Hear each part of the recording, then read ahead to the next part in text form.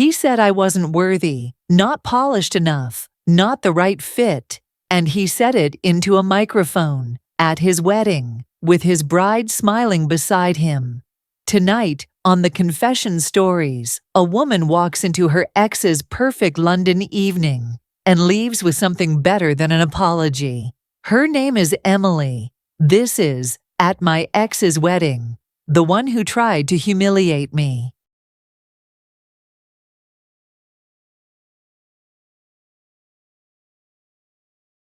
I'll tell you about a wedding I shouldn't have attended. I wasn't invited because I mattered. I was invited because once I mattered too much. The envelope landed on a Thursday. Heavy cream cardstock, my name printed in a serif that tried too hard. When I slid the invitation free, gold foil announced the couple, Ethan Whittaker and Madison Gray. It felt like opening a plaque for a life I was no longer allowed to touch. We were together 4 years. Ethan then, clever assistant manager, coffee on his sleeve, a laugh that didn't yet know its price. Me, the woman who paid the rent, cooked the dinners, and made space for his future. Back then, love was easy because nobody had a title to defend. The break came quietly, a promotion for him, a redundancy for me. That was the month he started saying caliber and optics. The month his watch got big enough to be seen from the back of a room. When he left, he said, "You're kind, but I need alignment." I thought alignment meant 2 people facing the same direction. He meant 2 CVs that photograph well together. So when the invitation came, monogrammed, perfumed, smug, I nearly binned it. Then I noticed the note tucked inside. "Hey stranger, would mean the world if you came. Closure done properly. M. Madison Gray, former colleague. Once my friend, now apparently curator of my closure. People tell you not to go to your ex's wedding because it's self-harm in formal wear. But dignity isn't about hiding. It's about choosing where you stand when the lights come on. I wore a simple navy dress, nothing rented, nothing loud. Hair tucked behind one ear, a small silver locket from my mum, steady as a heartbeat. The venue, a converted brick warehouse in Shoreditch, London. Exposed beams, Edison bulbs, DJ booth tucked beneath a neon Better Together. White linen, gold cutlery, English sparkling that pronounced its consonants.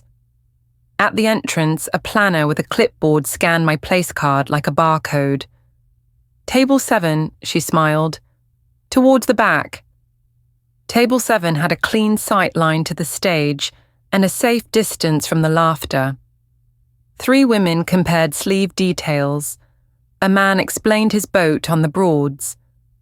I folded my napkin into a small square and kept my hands there, as if the fabric were a shoreline and I might drift without it. When Ethan entered, the room rose like a wave. He'd grown into the kind of tux that announces a man before he speaks, midnight fabric, peak lapel like a grin. His watch was new, so was the way he wore his jaw, tight, like success had given it orders. Madison was luminous in satin, a column of light at his side. She saw me and lifted her fingers in a delicate wave, the kind that says we're adults and nobody's bleeding. Introductions blurred. Toasts rose and fell. Then Ethan took the microphone. "Good evening. When I look around this room, I see excellence, commitment, taste." He spoke like a man who believed microphones loved him back. Finding the right partner isn't just about love, it's about fit, about aligning with the life you've worked for. And Madison, she's shown me what caliber looks like. Laughter, applause. His eyes accidentally drifted to table 7. I made mistakes in my 20s, dated lovely people who, well, didn't share the vision. And that's all right. We outgrow certain aesthetics. Aesthetics hit like a cold coin.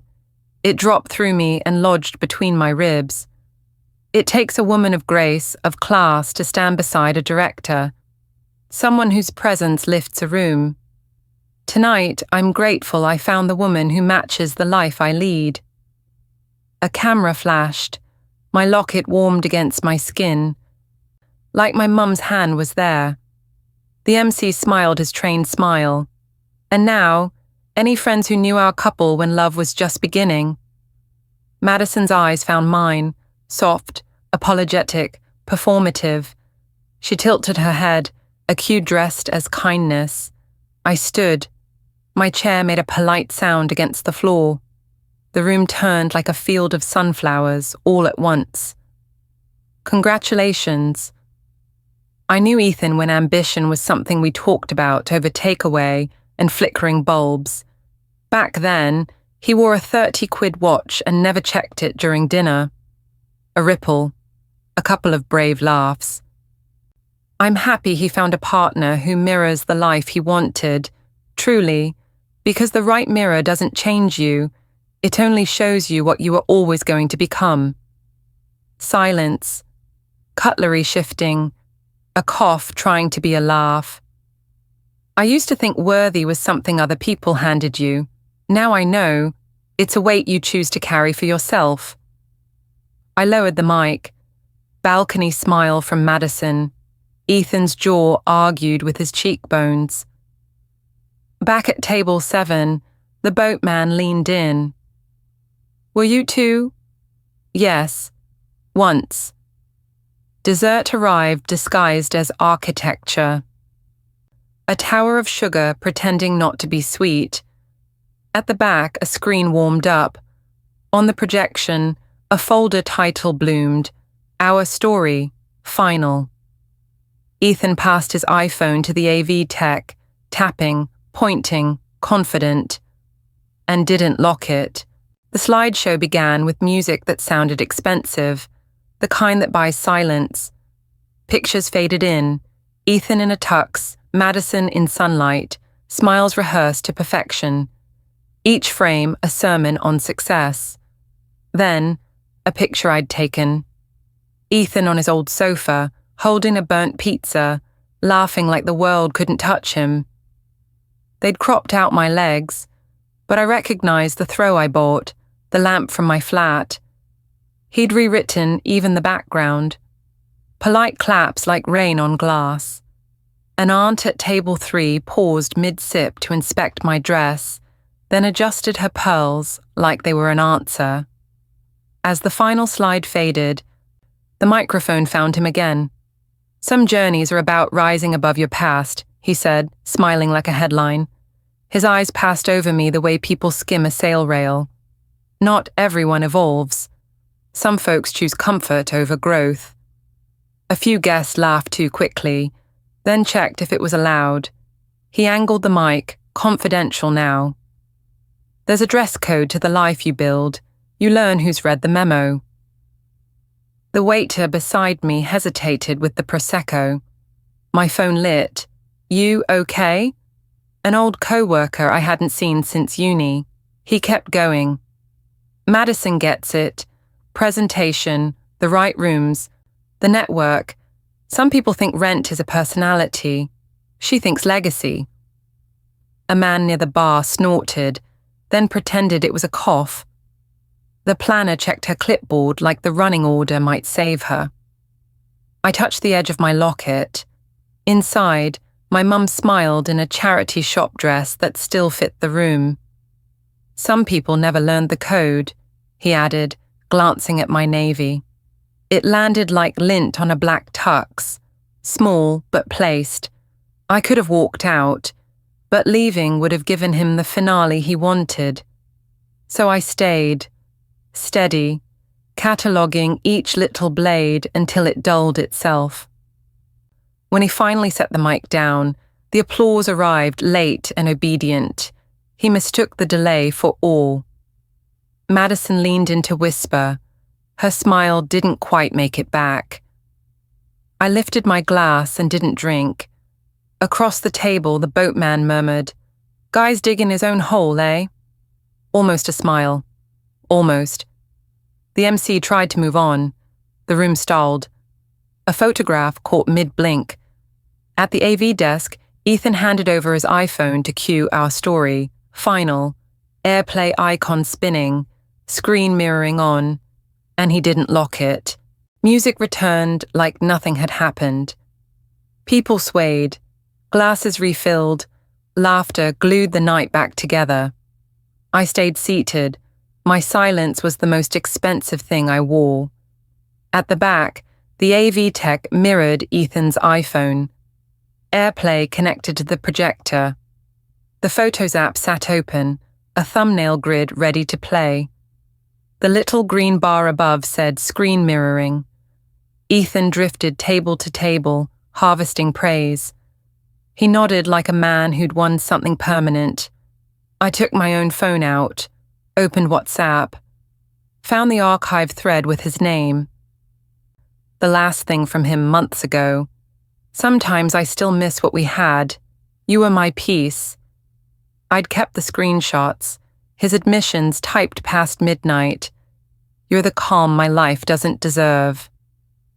I'm marrying for the company, for the position being solid. I attached them, pressed send, once, twice, 3 images. Up front, the Photos app still filled the screen, until a banner slid down from the top. WhatsApp, Ethan 3 images, from you a gasp near the head table. The AV tech, flustered, tapped the banner to clear it, and opened the chat full screen instead. There it was, his name, my name, the screenshot stacked like evidence on a solicitor's desk. The room forgot to breathe. Ethan's voice, some old video thumbnail, froze behind the chat bubbles, a perfect alibi gone wrong. I didn't look at him. I watched Madison, her eyes dragged over the words, then back to his face, then to the words again. "Turn it off," someone whispered. No one moved, because truth was already loud enough. A bouquet hit the linen, not thrown, dropped. The sound it made was small and permanent. Ethan lunged for the phone at the AV desk, but the projector lagged a heartbeat behind, long enough for every guest to read the line that mattered. I'm marrying for the company. I stood, no speech, no farewell, just the walk to the door that didn't rush. By the exit, I glanced back once. The MC shuffled cards he didn't read. A relative said my name like a question. Madison's ring hand was still. Outside, Shoreditch air cooled the heat on my skin. Somewhere, a night bus sighed at the lights. I didn't feel triumphant, just done. Freedom wasn't a roar. It was a breath I didn't realize I'd been holding. Morning light felt different, not warmer, just clean, as if something had been rinsed from the air. My phone buzzed, group chats, missed calls. I made tea and let them stack. At the window, steam wrote brief poems on the glass and disappeared. For years I thought payback sounded like applause. It doesn't. It sounds like a room that finally stops explaining itself. I didn't ruin Ethan's wedding. He did, when he turned love into a performance. I just let his own words find a microphone. Somewhere between his silence and my exit, I stopped waiting to be chosen. I chose myself. That evening, I walked past the newsagent. A delivery truck rattled by. A kid toe-punted a bottle cap into a perfect arc. In the dark shop window, I recognized the woman looking back. Closure didn't arrive with an apology. It arrived when I stopped needing one. If you find yourself in a room built to make you small, don't argue with the room. Leave it standing. Take yourself with you. Dignity doesn't clap back. It leaves on time. If this story found you tonight, maybe you've stood in a room that tried to make you forget your worth too. Maybe you've swallowed words to keep the peace. and learned silence can be louder than any speech. Thank you for listening. This was At My Ex's Wedding, the one who tried to humiliate me. I'm Emily, and this is the Confession Stories.